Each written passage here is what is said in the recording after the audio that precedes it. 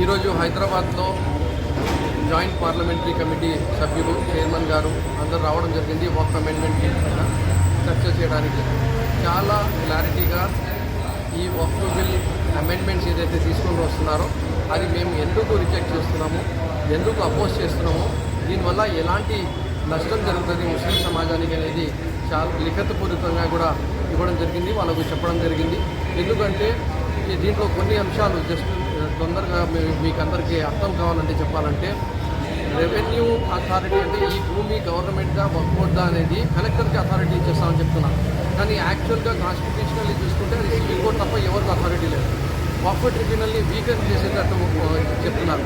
Waqf by user అంటే కొన్ని వేలాది సంవత్సరాల నుంచి ఒక మసీదులో ఎవరైనా నమాజ్ చేసుకుంటుంటే ఒక 1000 సంవత్సరాల క్రితం ఏదైనా మసీదు కట్టింటే దానికి పేపర్ కావాలని చెప్పి రేపు వచ్చి అడగవచ్చు. అంటే దీనివల్ల ఈ సమాజంలో ఉండే ప్రశాంతతని కోల్పోయి ముస్లిం సమాజం ఎన్నో ఇబ్బందులకి గురి అయ్యే అవకాశాలు ఉంటాయి. సో ఈ బిల్లు కావాల్సిన కించపరచడానికి, ఇబ్బంది పెట్టడానికి, ముస్లిం సమాజానికి గందరగోళంలో వేయడానికి మాత్రమే ఉంది అనేటట్టు మాకందరికీ అనిపిస్తుంది. కాబట్టి దీనికి కేటగిరికల్గా మేము స్పష్టంగా రిజెక్ట్ అపోజ్ చేస్తున్నాము. అలాగే మా వైఎస్ఆర్ కాంగ్రెస్ పార్టీ తరఫు నుంచి మా అధ్యక్షులు వైఎస్ జగన్మోహన్ రెడ్డి గారు చాలా స్పష్టంగా క్లారిటీగా ఈ బిల్ని అపోజ్ చేయండి, రిజెక్ట్ చేయండి అని చెప్పడం జరిగింది. పార్లమెంట్లో మిథున్ రెడ్డి గారు, లోక్సభలో, రాజ్యసభలో విజయసాయి రెడ్డి గారు కూడా కేటగిరికల్లీ ఈ బిల్ని మేము ఎందుకు అపోజ్ చేస్తున్నాము, రిజెక్ట్ చేస్తున్నాము అని చెప్పి కూడా చెప్పడం జరిగింది.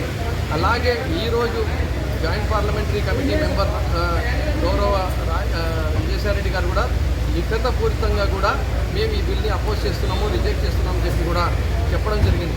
కానీ దురదృష్టం ఏమంటే తెలుగుదేశం పార్టీ మాత్రము పార్లమెంట్లో జాయింట్ పార్లమెంటరీ కమిటీకి పంపించి మొత్తము ఇష్యూని గందరగోళంలో నెట్టేసినట్టు ఉన్న పరిస్థితి. ఈరోజు మళ్ళీ ప్రభుత్వం తరఫు నుంచి వచ్చి లేదు మేము దీనిని కొన్ని అమెండ్మెంట్స్ని యాక్సెప్ట్ చేస్తున్నాము, కొన్ని అమెండ్మెంట్స్ని రిజెక్ట్ చేస్తున్నాం అన్నట్టు మాట్లాడారని చెప్పి ఇప్పుడే మీరు మీడియా వాళ్ళు చెప్పారు.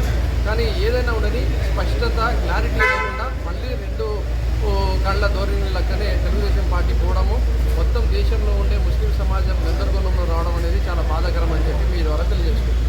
తెలుగుదేశం పార్టీ కూడా మేము వ్యతిరేకం చేస్తున్నారంటే ఆయన కూడా చెప్తున్నారండి. పార్లమెంట్లో వాళ్ళు సపోర్ట్ చేశారు, ఇక్కడ వచ్చి వాళ్ళు అపోజ్ చేస్తున్నాం అని చెప్పి చెప్తున్నారు. వాళ్ళు పార్లమెంట్లోనే అపోజ్ చేసి ఉంటే అసలు జాయింట్ పార్లమెంటరీ కమిటీ కూడా రాకుండా అయిపోయేది.